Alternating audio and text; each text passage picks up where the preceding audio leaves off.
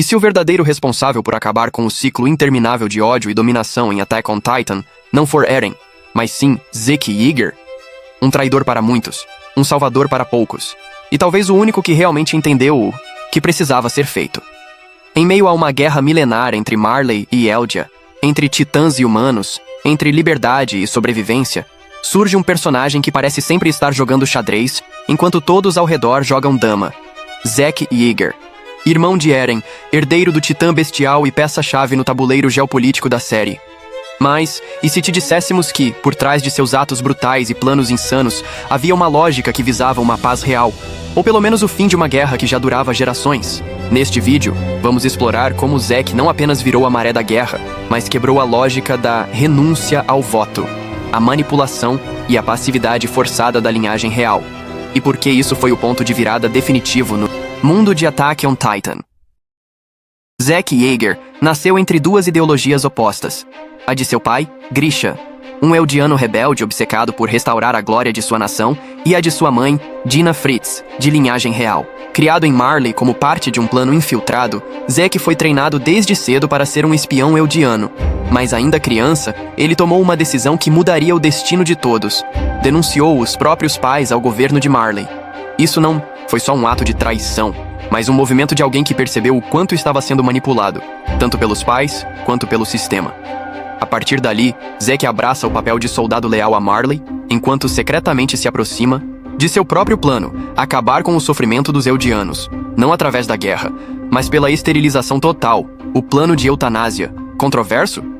Sim, mas o que poucos perceberam é que, ao agir dessa forma, Zeke acabou quebrando uma das estruturas mentais e políticas mais poderosas do universo da série, a lógica de dominação da linhagem real. Zeke foi moldado pela pressão.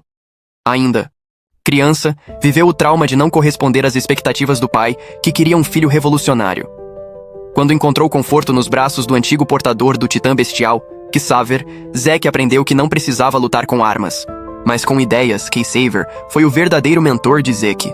Cientista, pensador e cínico, ele ofereceu ao jovem Yeager uma saída lógica e emocional para a dor de seu povo. Se os eldianos deixassem de existir, o mundo finalmente teria paz.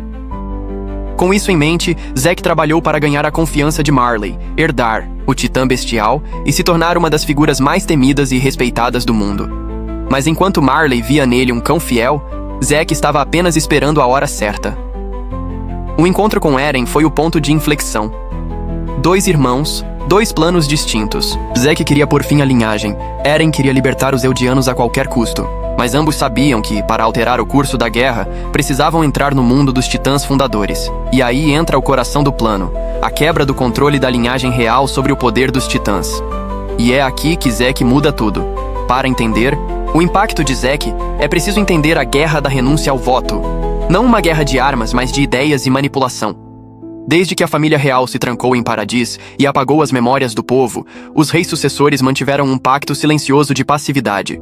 Os reis de Paradis juraram nunca mais usar o titã fundador como arma. Isso travou a ilha em um estado de submissão e isolamento, mesmo tendo o poder de dizimar qualquer inimigo. Essa renúncia ao voto não era só simbólica, era quase genética. Quem herdava o sangue real, herdava também as memórias e a ideologia do primeiro rei. Vontade dele se impunha. Mesmo que um novo portador quisesse lutar, ele era impedido internamente. Um vírus ideológico. Zeke entendeu isso, e entendeu que sozinho ele não conseguiria alterar o ciclo. Por isso se uniu a Eren. Eles tinham o sangue necessário para entrar no caminho, aquele plano onde tempo e espaço não existem, e reescrever as leis da realidade dos titãs. O plano de Zeke parecia simples e cruel. Usar o poder do titã fundador, combinado ao sangue real, para tornar todos os eldianos inférteis. Com o tempo, a maldição dos titãs desapareceria com a extinção do povo eldiano. Mas ao colocar isso em prática com Eren, algo inesperado aconteceu. Zeke acreditava estar no controle. Ele tinha o sangue real. Eren tinha o fundador. Ele achava que usaria Eren como chave. Mas foi Eren quem o enganou. No caminho, Eren revelou que sempre teve outro plano: destruir o mundo fora das muralhas e dar liberdade a seu povo por meio do caos. Só que o grande feito de Zeke foi anterior a isso.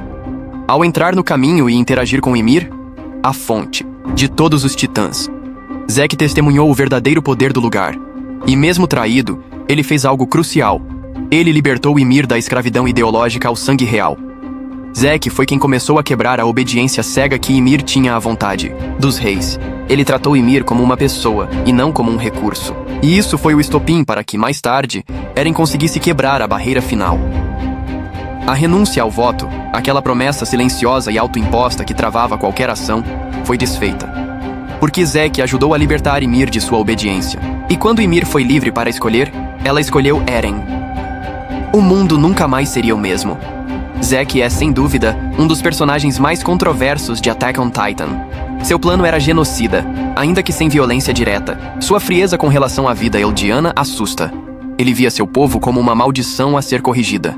Mas a pergunta que paira é: havia alternativa? A guerra entre Marley e Eldia era uma repetição incessante de ódio, dominação e revanchismo.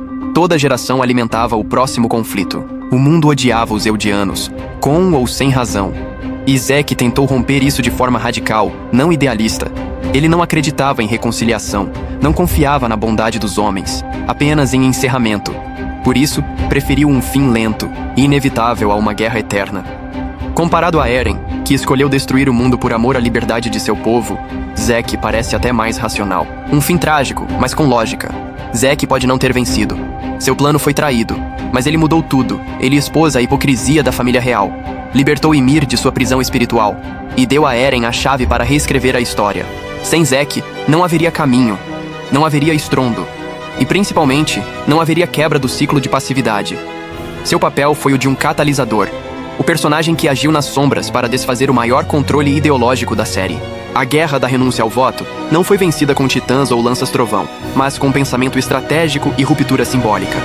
Zek quebrou a guerra, não com violência, mas com um plano frio, lógico e inesperadamente humano. Conclusão. No fim, Zek morre de forma quase silenciosa. Em meio ao estrondo, ele é retirado por Levi e morto, sem grandes discursos ou redenções, mas sua morte marca também o fim de uma era. Com ele, morre a ilusão de que há soluções fáceis para conflitos milenares. Morre a passividade da linhagem real. Morre a manipulação dos reis antigos. E nasce uma nova etapa do mundo. Forjada no caos, sim, mas com uma chance real de mudança. Zek Yeager foi um vilão, foi um traidor.